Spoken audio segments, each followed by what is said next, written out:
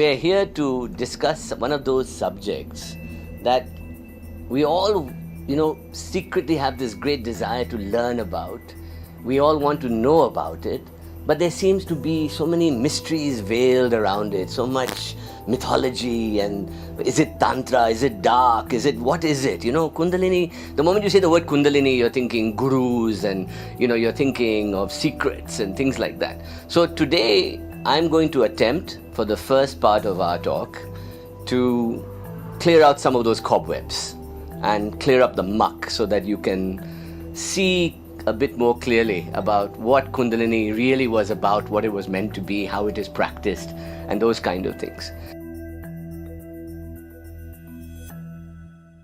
There's this energy that comes into the child, and you can call it cosmic consciousness, you can call it prana, you can call it so many things. In ancient times, they used to call it Vayu. This wind of consciousness from the cosmos comes in and gives the child, around the 49th day, the Tibetan Buddhists believe it's the 49th day, its identity. So it begins to understand itself. And there's a psychochemical equation which we'll talk about later that occurs. Then when the child is born and grows up and fully formed with spinal cord and brain and frontal cortex, that energy is not needed anymore for general survival. That energy is not needed anymore. So it goes and rests at the bottom of your spine, right?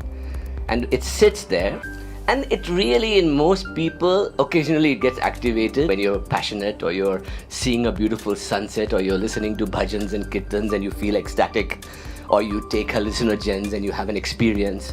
These are little spurts of that, coming and awakening a little bit. And when that happens, you feel, there's something more. There's something beyond this ordinary life that I can tap into. But how many of us actually go and pursue that? Right? The promise that the Indian yogis discovered, and you'll see that it's even more ancient than that, was that you can actually wake it up through a process, and the end result is an extremely super conscious bliss state, right? Which all of us have heard about, we've all thought about. This ultimate happiness, ananda, bliss, this state, and this is what the purpose of yoga is.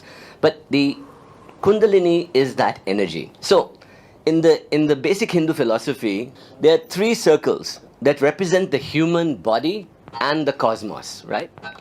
And these three circles, the bottom circle is the earth component. We are our matter, we are animal, we are the base elements that make the nature of the universe come into being. This is also the potential consciousness, the potential within man to rise up, right? The human being sits in the middle. He is the self, this conscious being that sits in the middle. And that is represented by which part of the body? The heart, right? The heart. And that is the middle axis between earth and heaven. And the top part, which is consciousness, super consciousness, the ultimate state of universal consciousness. Imagine that I am conscious and aware of you, but imagine I am conscious and aware of everything. I am everything. That super state of consciousness is the third part, which is the bliss part. And here at the top, we call it super consciousness, super mind. These are the concepts of the top of the sphere, right? Now you have a slot to put all the things you hear about in Hinduism or philosophy into one of these three regions. And what they discovered was that if you imagine that you are a conduit, like a beam of light is going through you. Now in order to come to the earth, God connects to the earth, to beings, to matter, through the human consciousness. So it descends. Now one of the things Sri Aurobindo always says is that you can rise towards Kundalini using the old yogic techniques, or you can create the ground for consciousness to descend into the matter, into you. So both ways work. Either it comes down, which is, when you hear in religion things like surrender, submit to God, let Him come. That is coming down. That is grace coming down into the earth. When you lift up yourself and you reach for it, That is like yoga, like Kundalini yoga, like meditation, like techniques, like Tantra. Then you're reaching upwards. And what happens when you reach upwards is that grace says, God says, this guy is really trying hard, let me help him. And it descends for you to come up again. So you reach and then you part the veil and you see the cosmic light. And what are they promising there? Let's look at that. So the Indian mind went really far with this, right? And they discovered an entire inner cosmos that they could map to help you open that beam of light from top to bottom, from bottom to top, right? And that is what we call Kundalini. This raising from the lowest part, the Muladhara, which is the connection to earth, right through to the top, which is the portal into super consciousness, right? So the human body, and this is why we do this yogic pose, is to tie and bind the body so that we can breathe and lift where Kundalini is dormant at the bottom, up through the chakras into the top part, right? So the journey is from ground, serpent rises, climbs up and gets to the top. And this is what you see when you break through at the top of your head. The 1,000-petal lotus. It is like supposed to be the most incredible vision you can imagine. It is, basically if you think about it, it is like standing in the middle of your brain and looking at the dome of your brain, and it's lit up with millions of photons. Can you imagine what that would be like?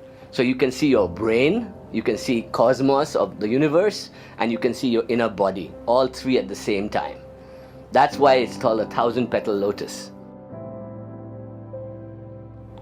The human brain is quite an incredible idea. Here you have the spinal cord, and there are 33 vertebrae. You have this wonderful spinal cord that connects to the brain here, and not only does the spinal cord release different hormones along it as you trigger it. So if you trigger it in different ways, like say Kundalini or drugs, you will get different experiences of different parts of the spine, right? But at the top of the spine, at childbirth, during gestation, and at the coming of ecstasy moments, a chemical is released which goes into the same area as the pineal gland, right? Comes out of there, called metatonin, which is also known as, which has contained something called DMT, right? And DMT stands for dimethyltryptamine. It is, and anybody who has taken DMT directly experiences what? They experience ecstasy, they experience light, they experience intelligent beings, they experience body electric, tremendous feelings of surges of electricity to the body. So those who have taken the drug, and you get it from LSD, magic mushrooms, ayahuasca, those kind of drugs, get those bursts of that sudden ecstatic experience that we get from Kundalini as well.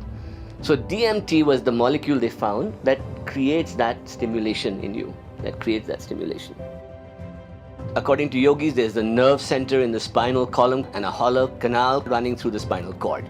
And when it reaches the brain, the yogi is perfectly detached from the body and mind, and the soul finds itself free. Right? So this is the hidden knowledge of Indian wisdom. And I'll give you a quick clue that some of the symptoms of Kundalini awakening are that you will have heating in the anus area, right? You will feel ecstatic connection in the heart area. You will start feeling weight on the heart, right? You will start feeling like, when you're watching something very emotional and you feel really heavy in the heart, that feeling, or when you're seeing a sunset and you feel open, that it'll start cultivating that. And you will also, if you focus on either the tip of your nose or the third eye, you will experience visions, right? And if you close your ears with your thumb and your eye, you will hear what they call the Indriyas, the sound of the 10 regions, right? Which is the rushing of water, the waterfall, the beat of the heart, all these sounds. And eventually you will hear Om, as if 1,000 people are singing in an Om chorus, right? If you try that, you'll hear it. So these are not it. These are milestones on the journey towards it. Right? Don't get caught up in them. Don't get caught up in them.